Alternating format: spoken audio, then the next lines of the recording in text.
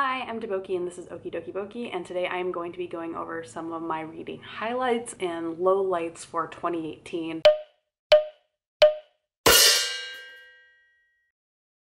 Let's start with the good stuff. Let's start with my highlights for 2018. I read 77 books in 2018, which I know is not as many books as other people read, but it is more books than I read in 2017, and that for me is exciting. I think in 2017 I only read like 20-30 books. It was kind of a weirdly low number that year. I think it was completely understandable because of a lot of the work that I was doing that year, but I was really excited when I was like tallying up my numbers for the year to see that I had basically, I think, almost tripled the number of books I had read. So that felt very good. It was also a really good year for nonfiction, and when I think about things that like BookTube has really affected me reading wise, nonfiction I think is a really big one. I have read nonfiction like before BookTube. I love nonfiction, I like learning, but I think BookTube and stuff like Nonfiction November and a lot of people talking about nonfiction on their channels, like I think Vanessa from Split Reads, Olive from Book Olive, like they talk about nonfiction a lot, and it's really encouraged me to look into a lot more nonfiction in the interest of sharing the wealth as far as good nonfiction reads. I'm going to make a quick list of some of my favorites from this year. So I started the year with two books by Tina Brown, who was the editor-in-chief of Vanity Fair in the 80s and later the New Yorker, and she's just a really well-known editor-in-chief, magazine editor. And she wrote this book a while ago called The Diana Chronicles, which was about Princess Diana, and I was someone who did not know anything about the royal family beyond the fact that Princess Diana existed and then died and was very tragic. I got more interested in the royal family because of Meghan Markle. Like, I am a simple person. I was intrigued by sort of the level of fanfare around her. So I wanted to learn more, so I decided to check out this book. And I just thought it was a really good combination of pop culture and celebrity commentary combined with that historical element to the British royal family. The second book that I read by Tina Brown was the Vanity Fair Diaries, which are her diaries from when she was editor-in-chief of Vanity Fair, and I just really loved it. I thought it was really fascinating to learn about kind of the magazine craft and business from someone who worked at such a high level at a relatively young age, and just kind of how she saw her role in building the magazine and working with celebrities. Another nonfiction book that I really loved this year was It Does Not Die by Matri Devi. This was such a personally satisfying read for me. Matri Devi was a Bengali woman who was a student of this really famous Bengali poet, and she wrote this book in response to a book that was written about her. She was in a relationship when she was 16 with a European man who was staying with her family. He went back to Europe and wrote a book about her, and then she, several decades, wrote a book in response because she was not pleased. So I really love just that basic premise of that because that's incredible. But also the writing is really beautiful. It's very meditative about love and marriage and Bengali art and culture and all of these things, and I just, for me, it felt like a connection to my own family's history and where they came from. Another great nonfiction read for me this year was Bad Blood by John Carreyrou. I have a whole review about it, which I'm really proud of. Actually, all of these so far I've reviewed on my channel, but that review was a lot of fun to make because it was just me ranting about science and people who tried to pretend that they don't need the scientific process. I'm really glad because I've seen a lot of people talking about this book, people who might not have been as obsessed with the Theranos story or even aware of it while it was kind of first gaining traction. So I'm really glad there's more of an awareness of it and that people are realizing just like what a bonkers saga that whole thing is. One book that I didn't review on my channel but that I do also want to mention is Catherine the Great by Robert K. Massie. This is a history of the Russian Empress, Catherine the Great. I did not know anything about the Russian royals, and they are incredibly fascinating. I was not aware at all of the level of dramatics from one generation of Russian royalty to the next, but it's amazing. There are like bold proclamations, there are armies storming on like husbands who are really bad at their job at being king. So this book was really fascinating just subject-wise, and I think Massie does a really good job of tying together a lot of different elements of Catherine's rule, so that you get this really complicated portrait of this important figure who, you know, you might have heard about, but you probably, if you were like me at least, might not have known anything else beyond like that she existed. Another highlight for me, which is sort of related to this kind of jump into nonfiction is that I think I've read a little bit more out of my comfort zone this year. There's a few books in particular that I think kind of highlight this for me. So The Count of Monte Cristo by Alexander Dumas, Possession by A.S. Byatt, and Fates and Furies by Lauren Groff. Those are three books that, like, even a year or two ago, I don't think I would have ever thought I would really be interested in reading. I'm not really a classics person. I don't often go for things that are like awards baity, I guess. I don't know, I'm not a particularly highbrow person, and these are books that, for me at least, feel highbrow, even if The Count of Monte Cristo was really more just like a soap opera for its time. Sometimes I avoid certain genres because my assumption is that they will not be worth the effort to try to understand, which is a very lazy way to read things. I fully acknowledge that. It's just been kind of my MO. And so this year, reading those books, which for me, again, personally, they might not be out of your comfort zone, but they are out of my comfort zone. It was good to get that experience of reading something different, challenging kind of what I want out of a book, and realizing that I really enjoyed it. This is almost more trend, but I think it's also kind of a highlight. I watched quite a few book adaptations. I feel like there have been a lot more book adaptations happening, and there's more being announced all the time. I am really interested to see how the Grishaverse adaptation for Netflix is gonna go. But I think something I've noticed is that I'm a lot more generous towards book adaptations than I used to be. Part of that is, I think, growing up, the most prominent book adaptation in my mind was Harry Potter, because those movies were coming out while the books were also coming out, and you know, the movies, they're the movies. They're not great. And so even though I've never been someone who automatically assumes that the books are better than the movies, that had been a lot of my experience up until recently. And this year in particular, I read and watched The Haunting of Hill House. I also read and watched Crazy Rich Asians. And in Crazy Rich Asians, I actually enjoyed the movie a little bit more than the books.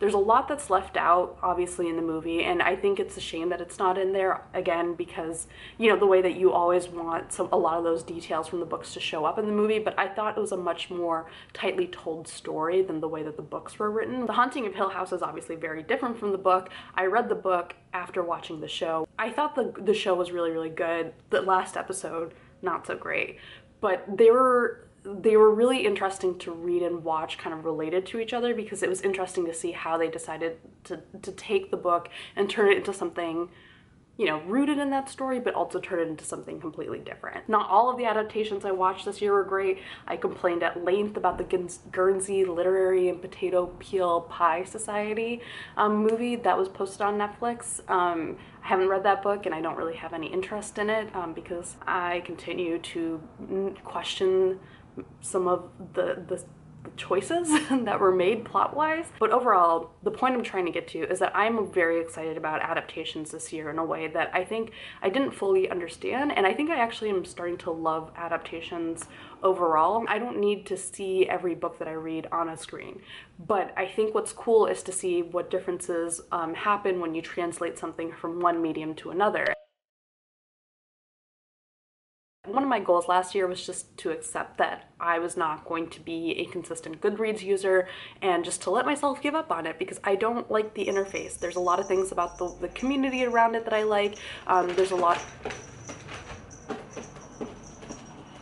There are a lot of things I respect about Goodreads, the community, the tracking opportunities, but I don't like the interface and I don't really like using it. But I did still want to make sure I was tracking my books, so I'm glad that I was very consistent with my own journaling habits and making sure that I was logging what I read. I have a whole video about how I use bullet journaling to track my reading. I will link to it down below, so if you want to learn more about how I replaced Goodreads with a written spreads, you can check that video out. I might actually go back and log a lot of my books that I read this year in Goodreads, because I do think it's nice to have like a central digitized storage system of all of the books you've read. It's been nice when I sometimes want to remember things that I read like in college and stuff, to be able to go to my Goodreads and, you know, just see them laid out there. So I might do that, but overall I'm glad that I was able to step back from Goodreads and still be able to keep track of my reading.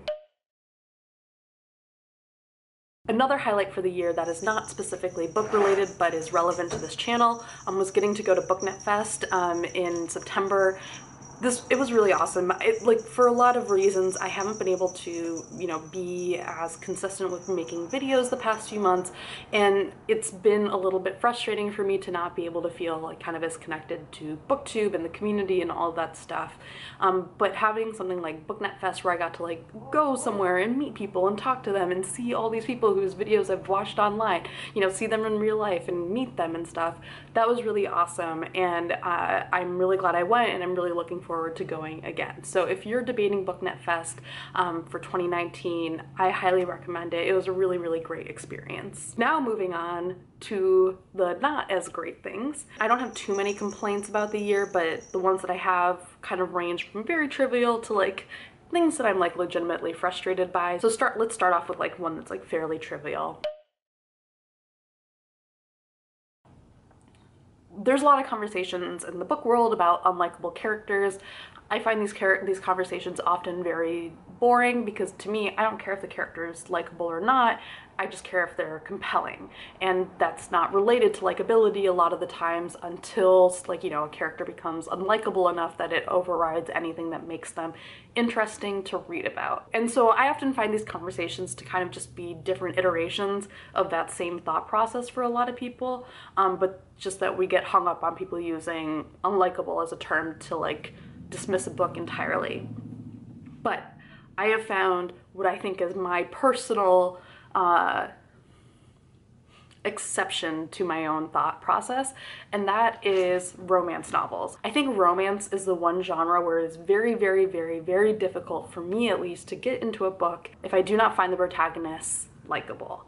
And there are two books in particular that I read this year, one called Blurred Lines, another called Pipe Dreams, where for specific reasons the main characters just grated on my nerves. And I think a big part of that is because in romance, often what it means for a character to be unlikable, at least for me, is that they're making really terrible decisions that undermine the entire foundation of the relationship that I am supposed to be rooting for. In the case of Blurred Lines, it's these two friends who are, you know, becoming more than friends, but who are treating everyone else around them like shit while they're doing that. Pipe Dreams, it's two people who used to date and then they start kind of getting back together, but the way that they do it is just, to me, so weird and unhealthy, and I just didn't like it. That was just a thing I realized this year. I don't know if I would consider that a bad thing, it's just like a thing I realized that I didn't like in some of the romance novels I read this year.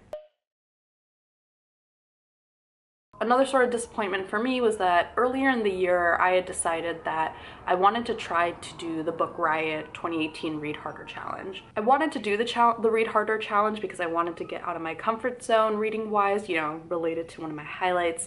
And so I'm glad that I told myself I would do it. Unfortunately, I did not complete all of the challenges, which is again fine. When I say I'm disappointed, I'm not like mad at myself, and I don't think it's like constitutes a failure. I did read a lot of books that I wouldn't have read otherwise, so again, it's not a failure, but it is a little disappointing. Related to that, actually, because quite a few of the challenges were related to graphic novels and comics, I only read one manga last year, and I used to read comics regularly, so this is like weird for me, and I do miss comics. Part of the reason why I stopped reading them as much is just because it kind of began to feel like a grind to every week be like, okay, I'm gonna read this new issue. But I do miss comics and graphic novels, so that's a little bit disappointing for me. And I have a few ideas for things that I want to read next year, but if you have recommendations for graphic novels or comics that came out in 2018 that I definitely missed and that you think I should check out, please definitely leave some suggestions below because I would like to get to some more this year. And my last lowlight, disappointment, frustration, I'm not quite sure what the word for this is. I miss the Boston Library so much. So I lived in Boston for 7 years during grad school, and by the time that I left, the Boston Central Library was my favorite place in Boston. It underwent some renovation while I was there, and when they reopened, it was just this beautiful space that I just really loved going to all the time to check out books. I had a closer library to my apartment, and that was also a nice library, but the Central Library is just special, and there's a beautiful wing to it that, you know, if you look up the pictures of the Boston Library, like you'll see one of those beautiful study areas, like that had been around for a while, and I would often go there to work. Just love love the combination of that like kind of old space and the new space. I don't know, I just really love the Boston Library so much. And I live in New York now. The New York Library is also really great. I just like haven't gotten to it as much, in part because I think for some reason I find, even though I took the T in Boston and I would read books on the T all the time, for some reason on the subway I find it easier to read ebooks, so I just don't read physical books as much, so I just haven't gone to the library as much, and I kind of just miss it. I don't know, this is a weird confusion of thoughts because it's just me missing a thing about Boston and missing a thing about the city I used to live in for so long. And it's not New York's fault. Again, the libraries here are great and they have so many books, so many other resources, and I greatly appreciate it, but I do miss the BPL. So yeah, those are my reading highlights and lowlights for the year. Check back in with my channel in a few days. I will have my reading goals for 2019 posted. They're fairly short because I like to keep my reading goals to a minimum, but I am excited about them. I feel good about them. And yeah, I hope you guys had a good 2018 and happy 2019.